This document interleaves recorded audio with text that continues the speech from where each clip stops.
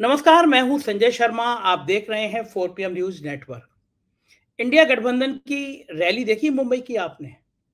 ना देखी हो तो किसी सोशल मीडिया जो न्यूट्रल चैनल हैं, उनके प्लेटफॉर्म पे जाके देख लीजिएगा, क्योंकि गोदी मीडिया के चैनल आपको ये दिखाएंगे नहीं। क्या शानदार भीड़ है! महाराष्ट्र के लोग भी कह रहे थे राहुल गांधी का भाषण आज मन को छू गया। लेकिन गोदी मीडिया नहीं दिखाएगा आपको। वो कह रहा है अब की बार 400 पार। मैं कलकत्ता में था 3-4 दिन। मैंने वहाँ पे स्ट्रीट फूड कस के खाए। पानी के बताशे, वहाँ पे शायद कुलचे बोलते हैं, कुछ और शब्द बोलते हैं, पकौड़ी, चाट, चाय पी, अलग-अलग जगह गया। कारण ये कि ऐसे लोगों से संवाद करना है, उनके बीच में जाके बात करनी है, बता पाएँ कि वो हालात से खुश हैं या दुखी हैं। दिल्ली है, वहाँ दिल्ली में हूँ, मैं कोशिश करता हूँ किसी भी शहर में जाऊँ तो ऐसे लोगों से बातचीत करूँ। 11-12 राज्यों में चैनल शुरू हो गए हैं, हर एक के ब्यूरो चीफ हैं। मैंने उन सबसे कह रखा है अपने यहाँ की टीम जो तैयार करी है, उनसे आम आदमी से संवाद करिए। 2 बातें पूछिए। पहली बात पूछिए कि आपने पिछली बार वोट किसको दिया था? अगर वो आपसे भक्ति काल की बात कहें, कहें कि हमारे प्रधानमंत्री देवताओं के देवता हैं, तो एक बार पूछ लीजिएगा, आपने पिछली बार वोट किसको दिया था? अगर वो कहते हैं भारतीय जनता पार्टी को, तो आप उनके हाथ जोड़ के प्रणाम करिएगा, कहिए आप बहुत अच्छे इंसान हैं, फिर बीजेपी को वोट ही दीजिएगा। कारण कि 20-25% जो बीजेपी का कमिटेड वोट है, वो मुझे खड़ा कर दें, आपको खड़ा कर दें, वो वोट वहाँ जाएगा। लेकिन मैं देखना चाहता हूँ कि ऐसे कौन से लोग हैं, जिन्होंने पिछली बार कांग्रेस को, समाजवादी पार्टी को, बहुजन पार्टी को, टीएमसी को, किसी और विपक्ष को वोट दिया और इस बार वो विपक्ष की जगह भाजपा को वोट देने जा रहे हैं। अब की बार 400 पार। तमाम गोदी मीडिया के चैनल इस पर बहस करा रहे हैं। मैं जानना चाहता हूं कि देश में ऐसा क्या हो गया जो साहब अब की बार 400 पार चले जा रहे हैं? क्या कोई घटना घट गई? क्या देश का माहौल पुलवामा सर्जिकल स्ट्राइक से ज्यादा उन्मादी हो गया है? क्या देशभक्ति की लहरें उससे ज्यादा पैदा हो गई हैं? क्या हिंदू मुसलमान की नफरत उससे ज्यादा हो गई है? दरअसल देश में अब इस समय कोई मुद्दा नहीं है। आज मैंने अखबार उठा के देखा, उस अखबार में लिखा था, बड़ा-बड़ा लिखा था, भारतीय जनता पार्टी मैदान में, विपक्ष के पास कोई मुद्दा नहीं। विपक्ष के पास तो हजूर मुद्दा ही मुद्दा है। हकीकत यह है कि भारतीय जनता पार्टी के पास मुद्दा नहीं है। लेकिन ये अखबार और ये टीवी चैनल आपको हेडलाइन बता रहे हैं, विपक्ष के पास मुद्दा नहीं, भाजपा के पास मुद्दों की भरमार। कौन से मुद्दे हैं भाजपा के पास? एक ही मुद्दा है, ये मोदी की गारंटी है। अब आप एक सिरे से इसका विश्लेषण करना सुनिए। विश्लेषण करना सीखिए आप इसका। मेरी बातों में मत जाइए। 2014 पे प्रधानमंत्री के वादे ले लीजिए। वादे मतलब गारंटी। और जब मैं एक-एक करके कुछ प्रमुख वादे आपको याद दिलाऊँगा, तो आपको समझ आ जाएगा कि माननीय प्रधानमंत्री जी की गारंटी का मतलब क्या होता है। 2014 से पहले प्रधानमंत्री जी की वो पहली गारंटी जो मेरे मन को छू गई। भारत की सीमा पर हमारे बहादुर सिपाही हेमराज का सिर काट के पाकिस्तान की फौज ले गई। प्रधानमंत्री जी अब तक प्रधानमंत्री नहीं हुए थे, उम्मीदवार थे। उन्होंने देश में हर कोने पे खड़े होकर कहा कि ऐसी नाकारा और नपुंसक सरकार का हम क्या करेंगे, जो हमारे शहीद का सिर काट के ले गए और हम बैठे रहे। भाइयों और बहनों, आपको ऐसी सरकार चाहिए या नहीं चाहिए, जो घर में घुसकर अपने शहीद का सिर वापस लेकर आए? एक नहीं, कई सिर वापस लेकर आए। पब्लिक उन्माद में फैल जाती थी, तालियां बजती थी। अब की बार मोदी सरकार। मेरे जैसा व्यक्ति भी कहता था कि ये व्यक्ति है जो जानता है कि अगर बहादुर का सिर कटा तो उस सिर का मतलब क्या होता है। भारत के जवान का अगर लहू गिरा, उस लहू का क्या मतलब होता है। भारत के जवान का पसीना भी गिरा तो उस पसीने का क्या मतलब होता है।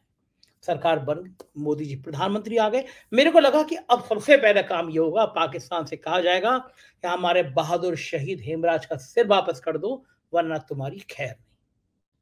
शपथ ग्रहण समारोह शुरू हुआ। मुझे लगा हेमराज के परिवार को बुलाएंगे, क्योंकि हेमराज का परिवार एक मुद्दा था, चुनाव में मुद्दा था। मगर हेमराज का परिवार नहीं बुलाया गया। बुलाया गया सिर काटने वाले का परिवार, यानी प्रधानमंत्री नवाज शरीफ को, जिसके घर में सिर घुसकर लाने की बात थी। वो प्रधानमंत्री को हमारे प्रधानमंत्री जी ने अपने कार्यक्रम में शपथ ग्रहण में बुलाया। मैं शौक था, मुझसे ज्यादा परेशान दुखी हेमराज के घर वाले थे। तो ये मान रहे थे, वो विधवा पत्नी थी, वो बूढ़ी मां थी जो मान रही थी कि मोदी जी के आने के बाद, मोदी की गारंटी के बाद शहीद का सर आएगा। आए नवाज शरीफ। तब भक्तों ने कहा कि ये कूटनीति होती है, ये विपक्ष पड़ोसियों को साथ लेने की बात होती है। फिर प्रधानमंत्री जी एक दिन विदेश से लौट रहे थे, अचानक जहाज पाकिस्तान में उतरवा दिया गया।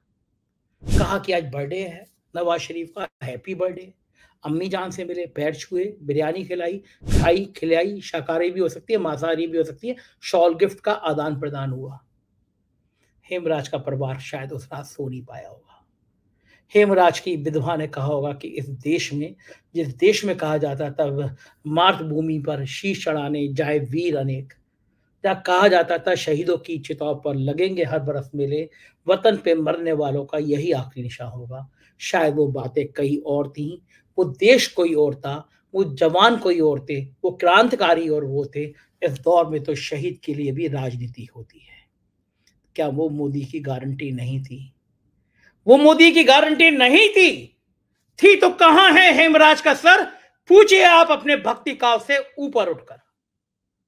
फिर एक और बौछार आई।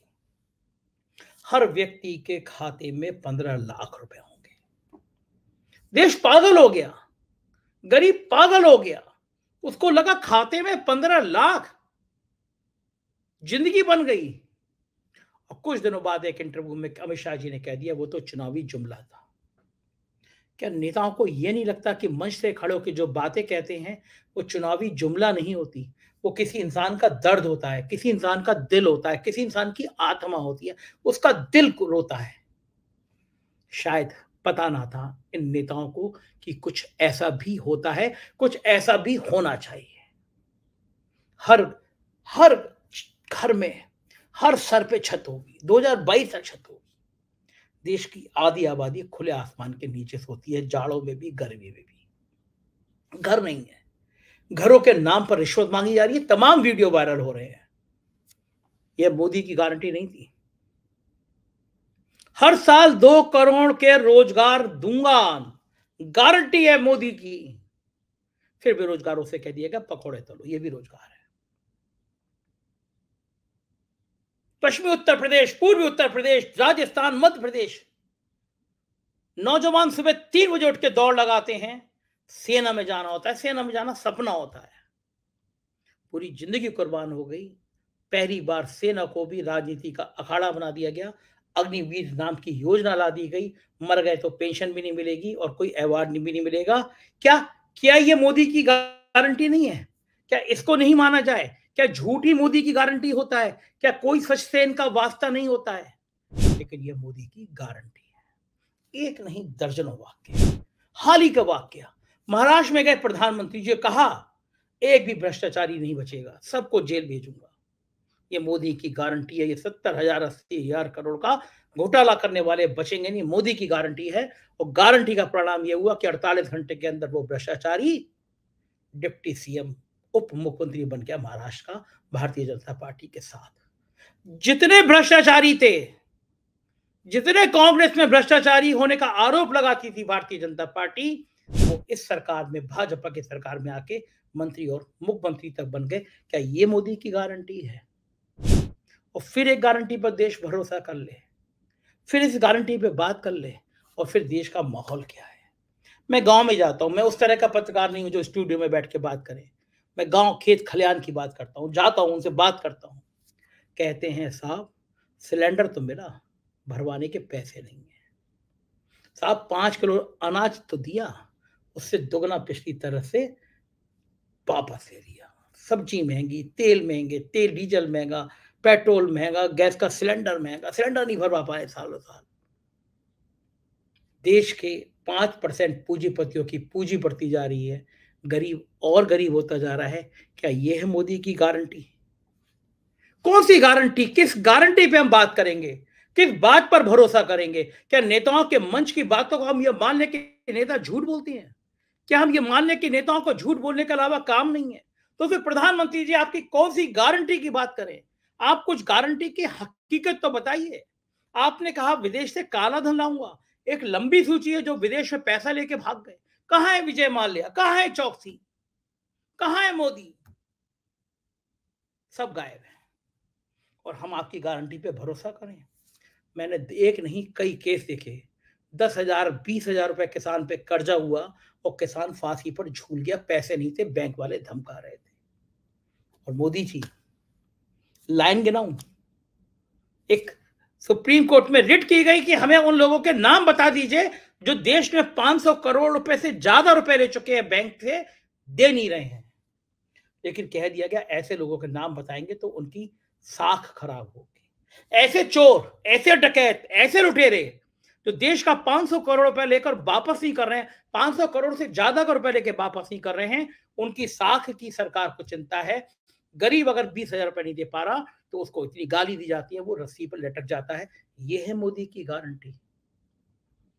कौन से झूठ का आफड़, ये गोदी मीडिया जो दिन भर झूठ दिखाएगा, इसको हम मोदी की गारंटी मिल लें, इसको गारंटी मान लें। क्यों लाया गया था इलेक्टोरल बॉन्ड? क्या मतलब था? लॉटरी किंग, इसकी आमदनी से ज्यादा पैसा उसने आपको दान कर दिया, भारतीय जनता पार्टी को दान कर दिया। क्यों नाम ऐसे आ गए सामने जिनके ईडी के छापे पड़े और उसने आपको करोड़ों दान किया, वो नीट क्लीन चिट दे दी गई, इसको नीट हो गया, साफ हो गया, भारतीय जनता पार्टी की वॉशिंग मशीन में आ गया। क्या ये देश इसी बात को स्वीकार करेगा प्रधानमंत्री जी? क्या इसी बात को सहन करेगा प्रधानमंत्री जी? चुनाव के दौरान इन्हीं बातों को सहन करेगा प्रधानमंत्री जी? ये देश अब इससे ऊपर हो चुका है और हकीकत में ये देश इससे ऊपर समझना चाहता है, हकीकत में ये देश ऊपर महसूस करना चाहता है। और हकीकत तो ये है, 400 पार की गारंटी ही जुमला है। मैंने बंगाल में, बिहार में, महाराष्ट्र में, कर्नाटक में दर्जनों सैकड़ों लोगों से बात करी, पत्रकारों से बात करी, बुद्धिजीवियों से बात करी, समाज सेवियों से बात करी। डिब्बा गोल हो रहा है। 60 से 70 सीटों का नुकसान तो मैं इन 4-5 राज्यों से बता रहा हूं, जो साफ साफ होता नजर आ रहा है। पिछली बार पुलवामा था, सर्जिकल स्ट्राइक थी, उन्माद था, तब भी 30-32 सीटें ज्यादा थी। इसलिए इस बार 400 पार इसलिए कहा जा रहा है, आपका भ्रम ना टूट जाए, आप इस मुगालते में आ जाए, नौकरशाह डर जाएं, चुनाव आयुक्त जैसे डरे हुए हैं, गांधी जी के 3 बंदरों की तरह हैं, उन्हें कुछ दिखाई नहीं पड़ता, उन्हें कुछ सुनाई नहीं पड़ता, वो कुछ बोल नहीं पाते, ऐसी आप डर जाए, ऐसी देश की बाकी नौकरशाही डर जाए। चंद्रचूड़ इस देश में एक इतिहास में के पन्नों में लिखा जाने वाले, सोने से लिखा जाने वाला नाम बन गए हैं। उन्होंने चोरों की पूरी जमात को देश के सामने रख दिया है, बता दिया है कि देश में चोर कैसे होते हैं, डकैत कैसे होते हैं, भ्रष्टाचारियों से पैसे लेकर उन्हें क्लीन चिट कैसे दी जाती है। और मोदी जी का ये बातें आम आदमी तक नहीं पहुंचेगी। वो देश जो नौजवानों का देश है, वो देश जहां सबसे ज्यादा नौजवान हैं, वो नहीं पूछेंगे कि जिसके यहाँ ईडी के छापे पड़ रहे थे, वो उन छापों के बाद जब उसने इलेक्टोरल बॉन्ड खरीदे, उसके बाद वो साफ कैसे हो गया, वो आपकी वॉशिंग मशीन में कैसे आ गया, एक लॉटरी किंग का परिवार आपकी बीजेपी में शामिल कैसे हो गया। क्या मूर्ख है नौजवान पीढ़ी? क्या बेवकूफ है नौजवान पीढ़ी? क्या नौजवान पीढ़ी जानती नहीं है, समझना नहीं चाहती? बहुत हकीकत कहीं जुदा है मोदी जी। गंगा में पानी बहुत बह चुका है मोदी जी।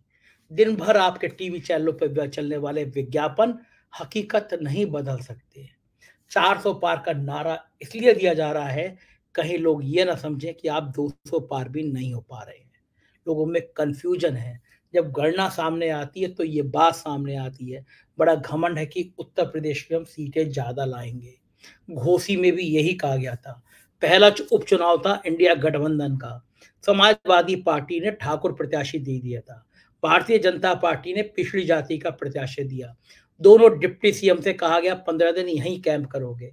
भारतीय जनता पार्टी के 2-3 दर्जन मिनिस्टर लगातार कैंप करते रहे। संघ के 3,000 से ज्यादा कार्यकर्ता जुटाए गए, 100 से ज्यादा विधायक लगे। लोग कहते हैं 20 करोड़ से ज्यादा खर्चा किया गया, मुसलमानों को लाठी मार मार के घर से निकलने नहीं दिया गया, वोट परसेंटेज कम हुआ, तब भी समाजवादी पार्टी का ठाकुर प्रत्याशी 42,000 वोटों से ज्यादा जीत गया, जबकि ठाकुर मुख्यमंत्री योगी आदित्यनाथ ने वहां जाकर रैली करी। और अब तो ठाकुर बहुत नाराज हैं। उनके समूह में लिखा जा रहा है, योगी को बचाना है तो मोदी को हराना है। योगी आदित्यनाथ को पिछले 2-3 सालों से, 4 सालों से जिस तरह से ह्यूमिलेट किया गया, उनको मनचाहे काम नहीं करने दिए गए, मनचाहे अफसर नहीं तैनात करने दिए गए, उससे योगी आदित्यनाथ भी कोई बड़ा गुल खिला सकते हैं। तो राजनीति है, चाले सिर्फ गुजरात के लोगों को चलना नहीं आता है, गुजरात के लोगों की चली चालें देश देख चुका है। अब देश के बाकी लोगों को चाल चलने का नंबर आने का वक़्त हो गया है और ये बाकी लोगों ने चाल चली, तो साहब आप तो परेशानी में आ जाएँगे और फिर हम पूछेंगे 400 पार का नारा क्या जुमला था? मैं बताता रहूँगा राजनीति के किस्से, आप सुनते रहिए। 4 पीएम न्यूज़ नेटवर्क को जॉइन कीजिएगा, सब्सक्राइब करिएगा। ये आपका अपना चैनल है, जो गोदी मीडिया ना था, ना है, ना कभी होगा। सहयोग करिएगा, सब्सक्राइब करिएगा। Thank you.